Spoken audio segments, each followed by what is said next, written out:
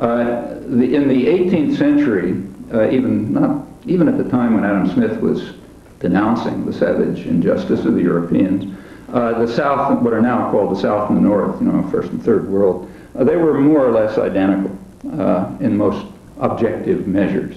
Now, of course, there's an enormous difference between them. There are a number of reasons for this. You can decide what weight to give them, but one fundamental reason is surely the doctrine of markets, half of the story tonight.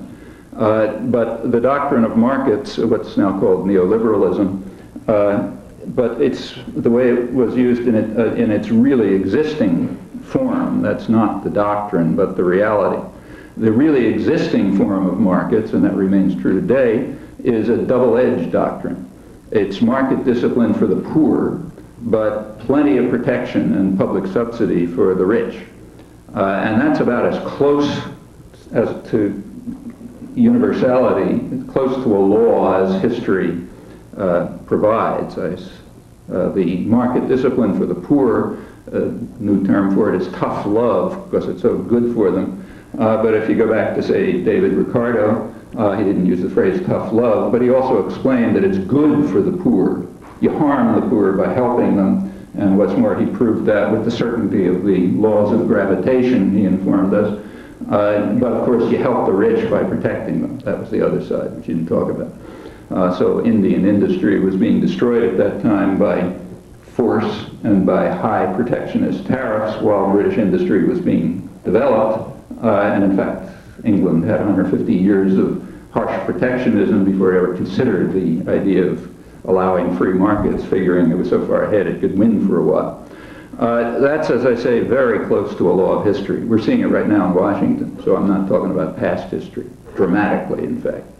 There are some exceptions, and it's interesting to look at.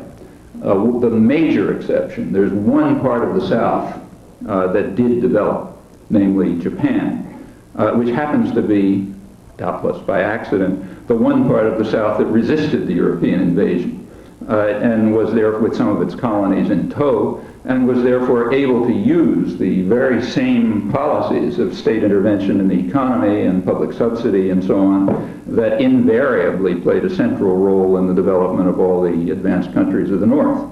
Japan, incidentally, was a brutal imperial power, but it happened to treat its colonies quite differently from the Europeans. It didn't rob them, it developed them. So if you look at what's now called Taiwan, Formosa and Korea in the first 40 years or so of the century, when they were Japanese colonies, they developed fast, about as fast as Japan, maybe more so. And in fact, starting with the 60s, they kind of picked up that former development. That's quite different from, say, the Philippines, to take a close-by place. So there are some exceptions, like there's one part of the South that did develop, also the one part that wasn't subjected to the savage injustice of the Europeans. You can draw your own conclusions from that.